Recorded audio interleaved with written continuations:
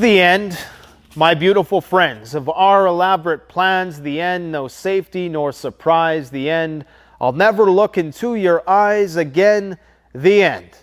Jim Morrison, everybody, of The Doors. A very fitting prose for today's daily dose of doom and gloom, because that's exactly what Vladimir Putin said today when he told us to literally go F-U-C-K ourselves. And by us, I mean the West.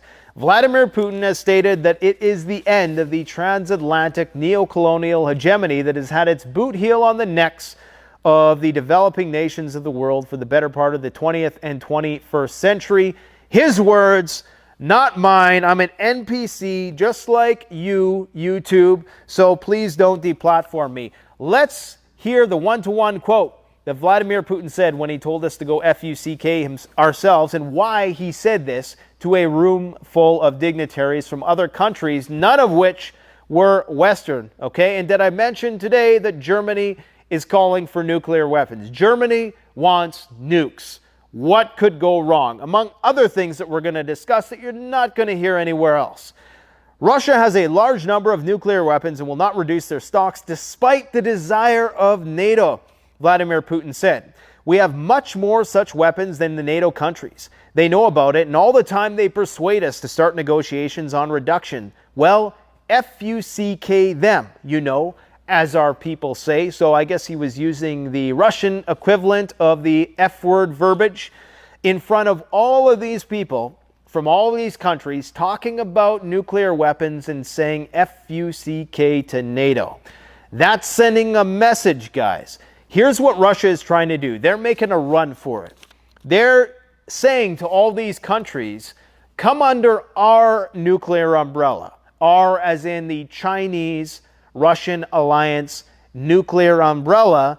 We will protect you. We will provide you with cheap energy and cheap resources so you can develop. And this is why NATO is panicking, my friends. This is why we are fast-tracking the rollout of F-16s, ATACMS, Ukraine's rapid accession into NATO.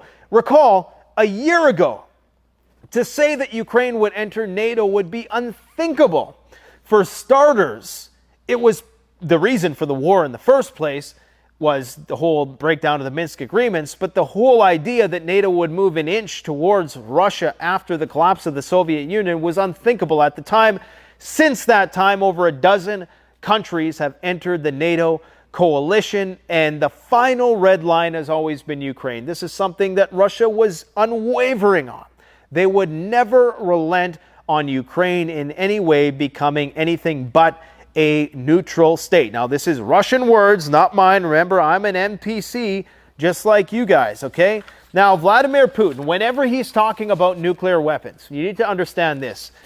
Typically, that means that it's a quarterly thing when he talks about nukes. When Dmitry Medvedev talks about nukes, it's Thursday, okay? When the foreign ministry talks about, the Russian foreign ministry, Zakharova, when she talks about it, it's usually a monthly thing. When Putin talks about it, it's quarterly, and it signals a new plateau in nuclear escalation. The only time Putin comes out and says, don't worry, we're never going to use nukes, is when we've reached a new level, is when we've crossed another red line, and that's exactly what we are doing right now. NATO is panicking right now, okay? Where's Zaluzny? Where's Buda? Where the hell are these guys right now? Nobody knows. Well, according to Milley, they're fine. Anyways, he says there is no such need to use nuclear weapons because the enemy on the front line is not successful. You read the fine print. As long as the enemy on the front line is not successful, we won't have to use our nuclear weapons. According to Putin, the Ukrainians are losing big time in this counteroffensive. It is not going well. Now, if you listen to the Western media and the NATO crowd, they say, no, it's actually going well. And we've only used 1% of our vehicles and our manpower, and the main thrust of the offensive is coming. In fact, we have a leaked diagram of the actual invasion plans. We're not sure how real this is yet, but this has been circulating around the internet for the last 48 hours. Apparently, that's the plan in Ukraine, okay? They're going to go and they're going to take Tokmek and Melitopol, and they're going to try to cut it in half, kill the land bridge, blow up the Crimean bridge, and then it's the end of, Russia's foray into Ukraine. However, what Putin is saying here is that we won't use nukes unless. Now, understand the fine print and the subtext. Putin only talks about nuclear weapons when a new red line has been crossed. We're going to talk about what that red line is in just a minute. And realizing that success is unlikely, we are provoked to some tough actions in the hope of later pointing the finger at us and saying, look how vicious the Russians are and how cruel they were for using nuclear weapons. They cannot be dealt with. And then all of our partners would be alerted to this. And of course, that would cause the breakdown in some of Russia's alliances with these other companies. Just got to check my battery there. Okay. So did I say companies? I meant countries. Okay. So they don't want to damage their alliances with these other countries. They don't want to seem boorish and hasty, and they want to show restraint and resolve. The longer Russia goes in this conflict and doesn't use its nuclear weapons, the better it looks on the global stage. So what Putin is saying is that the West is trying to provoke him right now into using the button so that this can draw global condemnation and break up some of these alliances that are currently developing, like in BRICS. And you can pretty much forget about South Africa ever wanting to do anything with NATO again after what happened today at the airport anyways, I'm not going to go into that. But something bad happened at the Polish airport today with the South African president. Anyways, at the same time, he recalled that Russia can use WMDs if a threat is created to the territorial integrity, independence, and sovereignty and existence of the state. Now, this is something that is very ambiguous and open to interpretation. When Russia talks about an existential threat to itself, what does that really mean? Is it talking about a threat to the core, like to the nexus of Russia, be it Moscow or St. Petersburg? Or is it talking about the compromise of any of its various appendages, including the 4 annexed territories? Is he saying that we're only going to use nukes if our backs are fully up against the wall and the NATO tanks are rolling over our borders and we can see them from Moscow? Is that what he's saying? Or is he saying that if these 4 annexed territories are not handed over to the Russians, is that an existential threat? Because it's a slippery slope, understand. Putin is aware that when you start losing ground, you can create civil unrest, and that instability inside a country can lead to subversion from the inside out. Okay, so it's a slippery slope. And this is why this thing about Russia will only use nuclear weapons if it's a threat to their existence is largely open to interpretation. The Russian leader also touched upon the deployment of nuclear weapons in Belarus, so that everyone who is thinking about inflicting a strategic defeat upon us should not forget about this circumstance, he says. Now, he also said something very important. And remember, this is a speech he gave to a room full of guys who are associated and affiliated with the BRICS nations. This is the beginning of the World War. You can see it shaping up. It's going to be Israel, the Transatlantic Alliance, Australia, South Korea, and Japan, and maybe the Philippines versus everybody else, as far as I know. There's going to be a few fence-sitters, but they're going to have to pick a side eventually, I think. He says that any F-16 fighters that the West sends to Kiev will be destroyed, just like the tanks they have already delivered. He said that in case Kiev gets some F-16s and stations them at bases outside Ukraine, we will need to look at how and where we can hit those assets used in combat operations against us. What he means is that they are going to target the airports or the bases or wherever these things are being launched from, wherever they are coming from inside NATO. NATO is panicking, guys. A year ago, the prospect of Ukraine entering into NATO was unthinkable. Now, not only is it thinkable, they're already drawing up plans for it. They've established a new Ukraine-NATO Council. Okay, you already have Poland saying that they fully support the immediate accession of Ukraine into NATO, which is effectively a declaration of war against the Russians, because that's a red line. Right? The Russians will never allow Ukraine to become a member of NATO, because what does that mean? That means nuclear weapons on their borders. something that they would never allow. And I'm pretty sure if the Baltic states wanted nuclear weapons, which they, I'm sure they could already have because they have the delivery systems. If they have the fighter jets, then they have the means to deploy such weapons. But I'm sure if there were nuclear weapons there, those countries likely wouldn't last long either. And as Peter Pry has said on this channel before, he doesn't believe that the NATO alliance, unfortunately, if you're from Lithuania, Estonia, or Latvia, you're not going to like what I'm about to say, but he doesn't believe that NATO is going to risk the destruction of the planet for those three Baltic states if and when Russia decides to invade them. You got to understand that the collective population of these states is half of that of Moscow. Okay, so it's not a large population of people. Russia would steamroll these three countries probably in a few days. I don't think it would take that long, and that's no disrespect. It's just a law of numbers. Remember, I'm an NPC just like you. The U.S. and its allies insist that they are not party to the hostilities. He says this sarcastically, but only supplying Ukraine with money, weapons, ammunition, equipment, intelligence, and advice, don't forget mercenaries, in order to defeat Russia. Wow. So he's basically saying if you put F-16s in, we are going to target the bases that they're flying from. These planes are probably not going to be taking off from Ukraine. They're going to have to take off from elsewhere because Russia, by and large, has control of the skies in Ukraine. Not complete control because of the invincible patriots who are apparently shooting down Kinzhal missiles, hypersonic missiles. Don't get me started on that, but I'll say I think they were shooting down some decoys, but I don't think they're shooting down the actual real deal hypersonic missiles. If they were, I think Putin would be sweating right now. But the problem is NATO is panicking. They're fast-tracking all this stuff. They're rolling out ATACMS. The U.S. government today is getting ready to greenlight ATACMS missiles, which have 300-kilometer range. You already have the Storm Shadows in there. The Germans are talking about the Taurus. And wait till we talk about the Germans. We got a lot of stuff to talk about today. How much battery life do I have left? 20%. Okay, we're good to go. We're good to go. All right. Did I talk about this yet? I'm not sure if I talked about this yet. Okay, I don't think I did, but I should briefly mention this. According to a Russian defense ministry analyst, Koroshenko noted that it was no coincidence that Putin was asked about the possibility of a nuclear strike soon after another NATO summit will be held in Vilnius, the results of which could seriously affect Russia's security.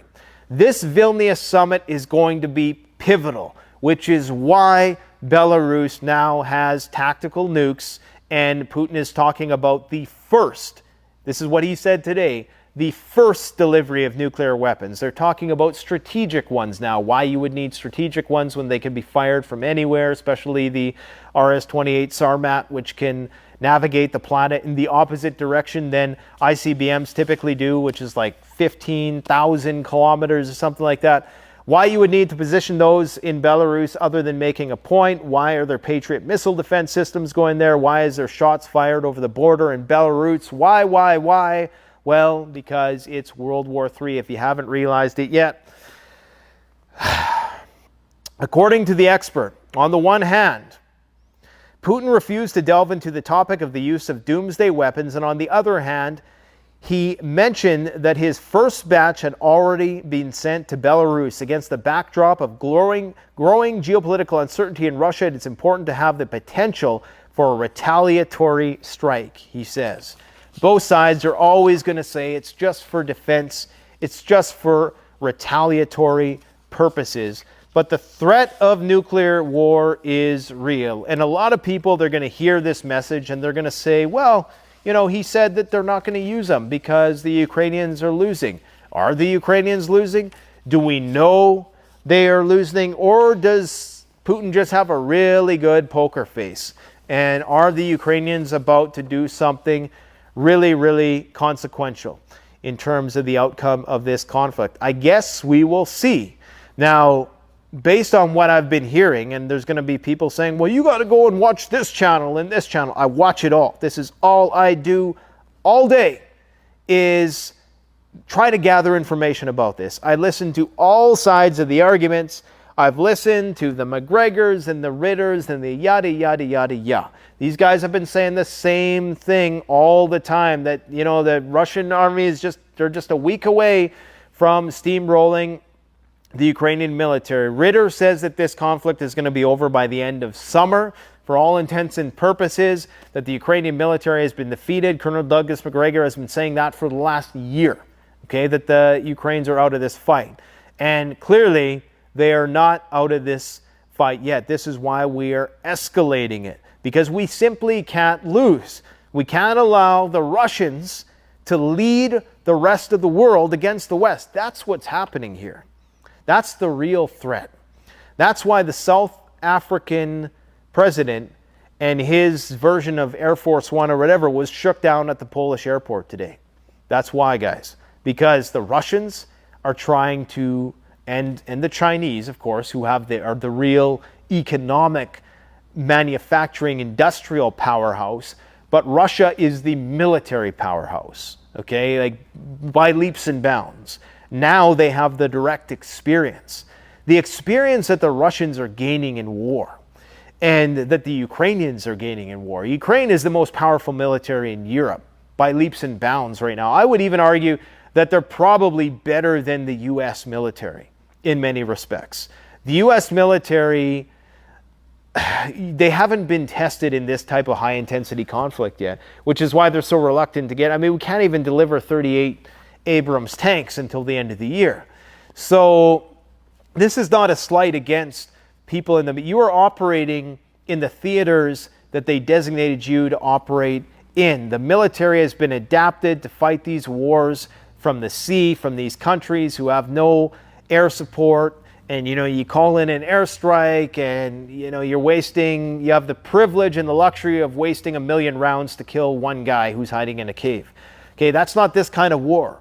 This is a different war. And Russia is gaining experience points as it goes. And the Chinese see this. The Chinese know this. The Chinese know they are the economic backbone.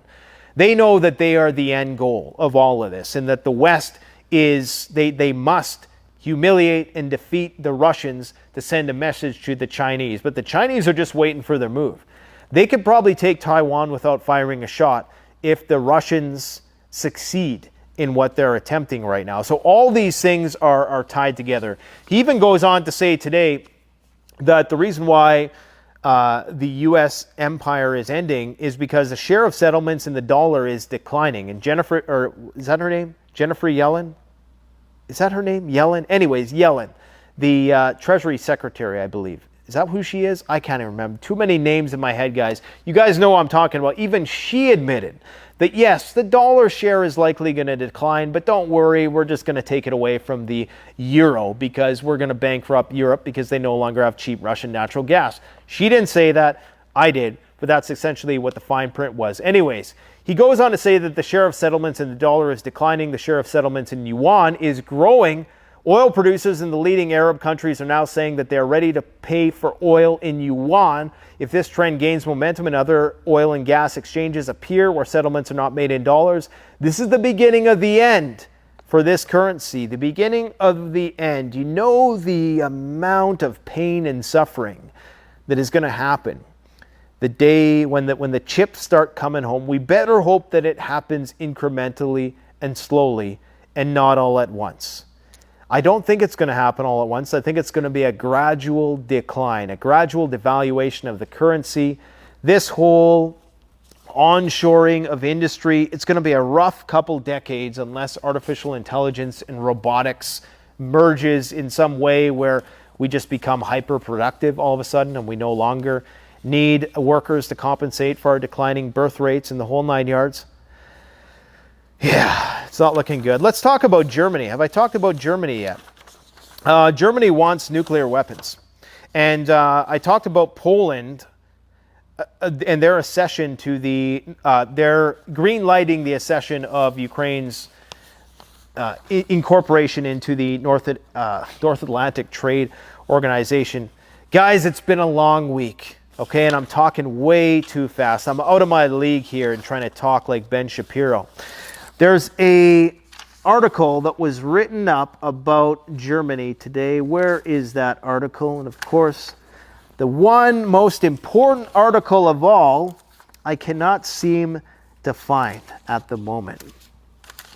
Where is that blasted article anyway? Oh, there it is. I see it over there. Okay. I was reading it on the couch. I told you guys I'm doing this from the comfort of my living room today. Actually, this is not the living room. This is the warehouse.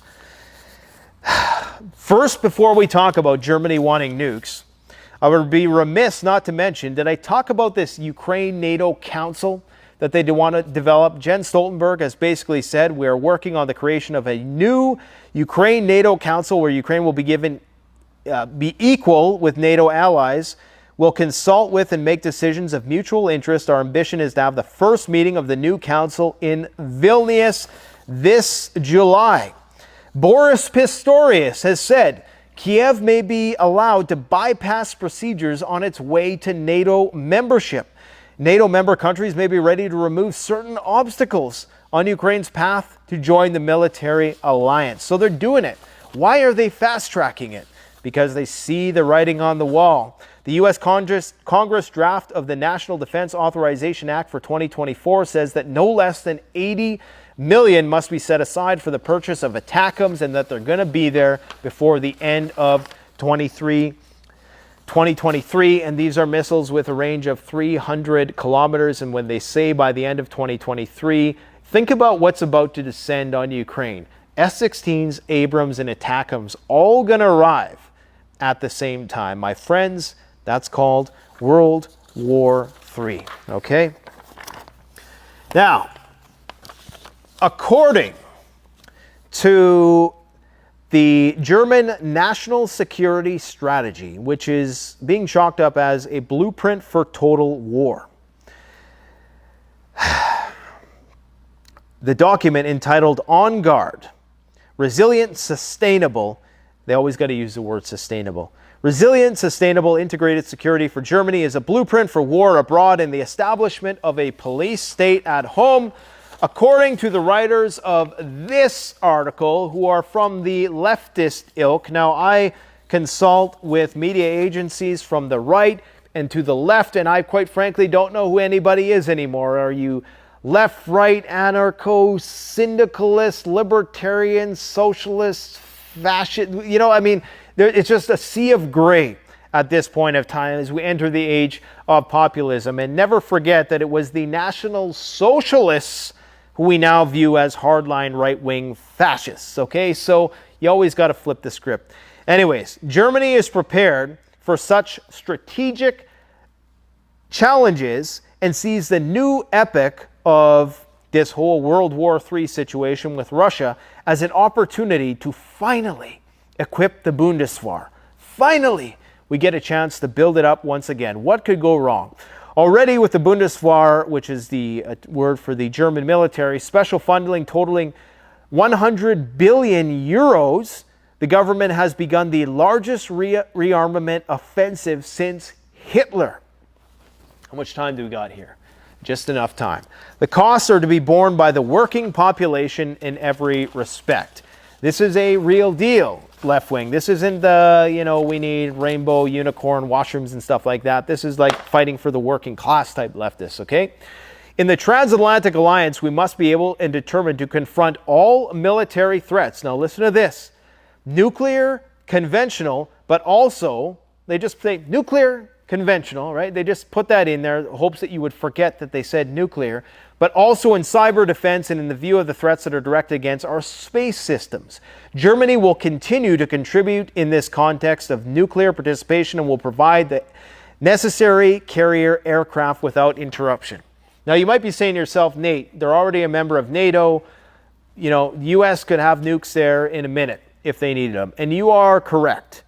But of course, what this also means is that Germany, which is still under U.S. occupation, arguably, is creating its own military, which is also potentially a threat to that U.S. occupation.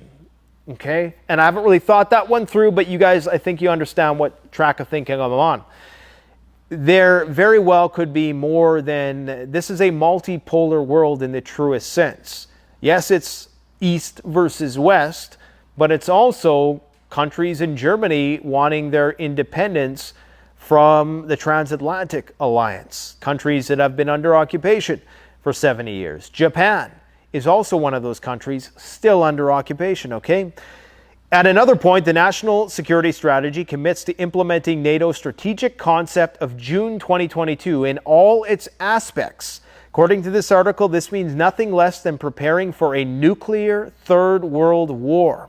NATO's strategic concept states we will individually and collectively provide the full range of forces needed for deterrence and defense, including for high-intensity cross-dimensional warfare and against equivalent competitors who possess nuclear weapons.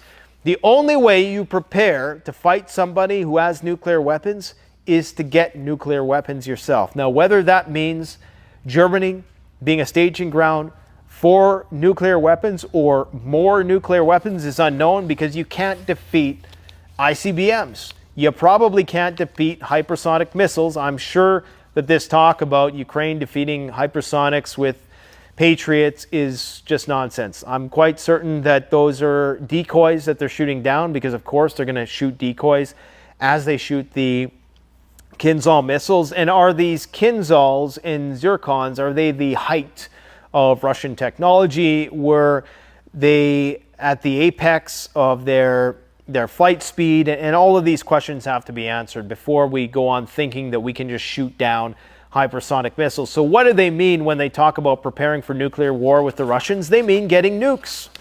So the Germans, they want nuclear weapons. Make no mistake. That's what they're after. And they'll probably get them. Just like Australia. Australia could even get nukes. I mean, they're going to get nuclear-powered submarines, and you don't just get nuclear-powered submarines just to be attack submarines, I don't think. I think that you're going to be putting nukes on those as well. On the topic of nukes, which is all we talk about on this channel anymore, apparently, which isn't true because we release an unrelated video a couple times a week, but according to most recent reports, the cooling pond of Europe's largest nuclear power plant at Zaporozhye, the one that was along the pathway of the dam, or the one that was upstream of the dam that relied on water to be at a certain level, is pretty much drained as of Friday. But they're saying that there's no need to worry, that they have underground wells that are providing water to cool these spent fuel rods. Anyways, guys, Shizzy's hitting the fizzy. It's about to get rizzy. So make sure you gear up and prepare, okay? And we're having a special on Rambo e-bikes right now. We had a surplus of inventory from a couple years ago. These are like the hardest core hunting off-road e-bikes that money can buy. And we're actually getting rid of them at cost or below cost in some cases, because they've rolled out newer versions which really aren't that different.